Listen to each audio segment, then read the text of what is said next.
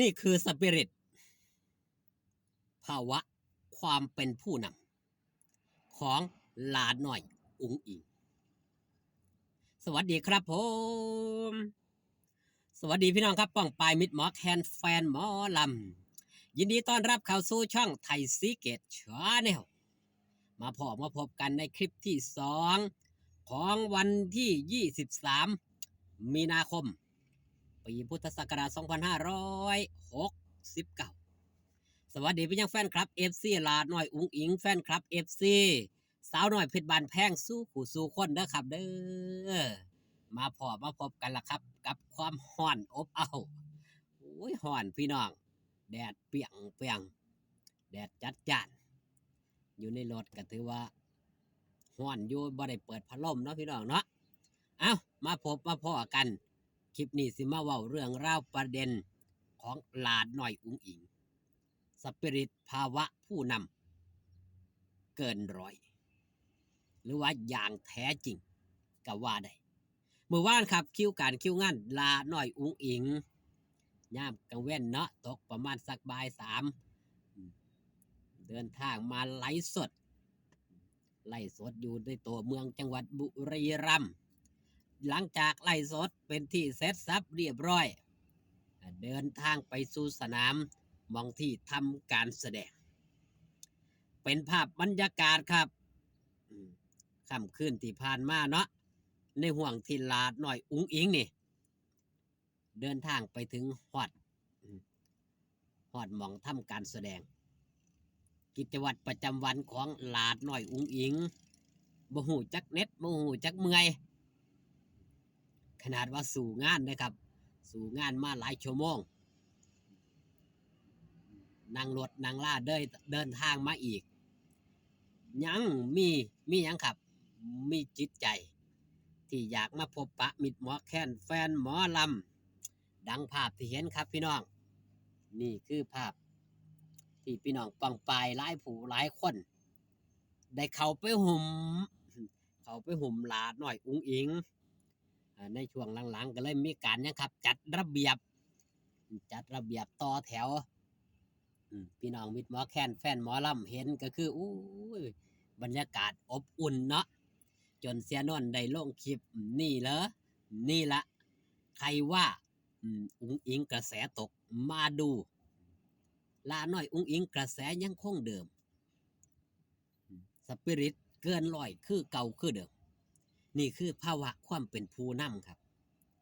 เบิ่งตัวอย่างจากพออย่างบอสโจอดตาลับครับตานอนจักว่านอนตอนใดโทรศัพท์หูว่าถือมือละเทือละ2 เครื่องถ้ามีมือ3 มือก็คือสิมือ3 เครื่องคือบ่ได้ว่างโทรศัพท์จักเถื่อตลอดสอดแจ้งเห็นบางเถื่อบางข้างบอสโจโพสมันโพสแบบไรครับตอนนี้ยังไม่ได้หลับไม่ได้นอนขอนอนสักงีบตื่นมาค่อยทักมาโพสตอนตี 5 6 โมงเช้าจังสิเห็นบ่ครับกลางคืนกลางค่ำบ่ได้อดบ่ได้รับตานอนเด้บ่ได้พักผ่อนสู่งานสู่การนี่คือสปิริตความเป็นผู้นำครับลาน้อยอุ๋งอิงก็ได้โตอย่างจากพอเฮ็ดงานบ่หูจักเน็ตบ่หูจักเมื่อยลาน้อยอุ๋งอิงก็ได้ซอยแบ่งเบาภาระพอถึงแม้ว่าพอสิบ่ได้มางานบ่ได้มาวงหนึ่งเนาะเพราะว่าจับธุรกิจหลายหม่องหลายบอนถือว่าไว้วางใจแล้วให้ลาน้อยอุ๋งอิงนี่มาหยังครับมาเบิ่งวงใหญ่เป็นศิลปินผู้นำทีมงานอย่างเต็มรูปแบบอย่างเต็มตัวบอสโจบ่มาก็บ่มีปัญหาณเท่าปัจจุบันนี้นี่คือส่งต่อครับ DNA ของพอสายเลือดนักสู้เฮ็ดเพื่อมิตรหมอแค้นเฮ็ดเพื่อแฟนหมอลำด้วยแท้แม้แต่ไปเฮ็ดงานมาเน็ดเหนื่อยก็ออกมาพบปะมิตรหมอแค้นแฟนหมอลำอันดับแรกก็ถ่ายรูปอันดับ2เดินทางไปไสครับลาน้อยอุ๋งอิง ถ้าไปบุญเป็นบุญตามวัดตามว่าก็ไปเฮ็ดบุญไปพบท่านเจ้าอาวาสผู้เป็นประมุขผู้เป็นประธานสงฆ์ณตรงนั้นเห็นบ่ครับ นี่คือความเป็นหลานน้อยอุ้งอิง ที่เฮาเห็นมาโดยตลอด ตั้งแต่เขามาอยู่ในชายคาสาวหน่อยเพชรบ้านแพงนี่ไปวัดได้ก็ตามเจ้าอาวาสเพิ่นก็เอิ้นพ่อเพิ่นก็เอิ้นพ่อเพิ่นก็ให้ของดิบให้ของดีอืมอืมบางเทียบางครั้งเจ้าอาวาสเพิ่นก็อยากพบอยากพ่อคือกันเพิ่นก็บ่เคยเห็นเนาะเพิ่นก็ได้เบิ่งแต่ในโทรศัพท์คือกันเพิ่นก็อยากเห็นโตจริงๆโตเป็นๆหลาน้อยอุ้งอิงเพราะว่าหลายคนหลายหม่องหลายบอนอย่างมื้อวานที่ผ่านมาบ้านน้องคันได้แต่แล่นกายไปแล่นกายมาบ่ได้ลงจักเทื่อจนถึงเลิกงามยามดีวันเวลามันเป็นโตจัดสรรสิ่งที่ดีสิ่งที่งามครับ ผู้คนมามื้อคืนนี่โอ้ยสังกะสีอ้อมใหญ่ส่ำใดก็เต็มครับนี่อ้วนบุรีรัมย์บ่แพ้ไผสาวน้อยเพชรบ้านแพงฟีเวอร์ณปัจจุบันพี่น้องมิตรหมอแคนแฟนหมอลำมาให้กำลังใจกันล้นสนะล้นสังกะสีว่าซั่นเถาะสังกะสีอ้อมกว้างตะกว้างตั้งเวทีได้สองเวทีแต่ผู้คนก็บ่ถิ่มผู้คนก็บ่ปาผู้คนก็เขามาเบิ่งเต็มล้นสังกะสีขนาดบัตรมื้อคืนถ้าจำบ่ผิด140 บาทเด้ครับพี่น้องบ่ธรรมดา นี่คืออุ๋งอิงฟีเวอร์สปิริตภาวะผู้นำเกินร้อยสายเลือดนักสู่ DNA ของพอด้วยแท้สู่งานสู่การเพื่อมิตรหมอแค้นแฟนหมอลำบ่เคยจมจ้าเถื่อบ่เคยจมว่าโอ้ยหลาเมื่อยหลาขอพักผ่อนแน่ล่าแน่บ่มีครับ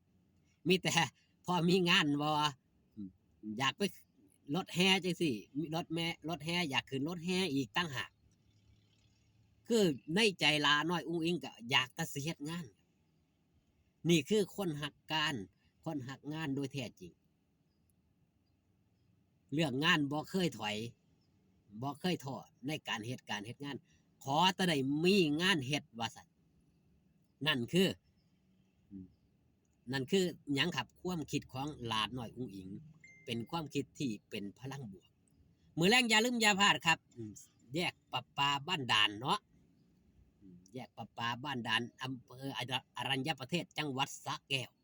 พี่น้องอย่าลืมไปให้กำลังแรงเชียร์แรงใจหลานน้อยอุ้งอิงพร้อมทีมงานชาวคณะสาวน้อยเพชรบันแพงกันหลายๆเด้อครับเด้อระวังดูแลสุขภาพกันแน่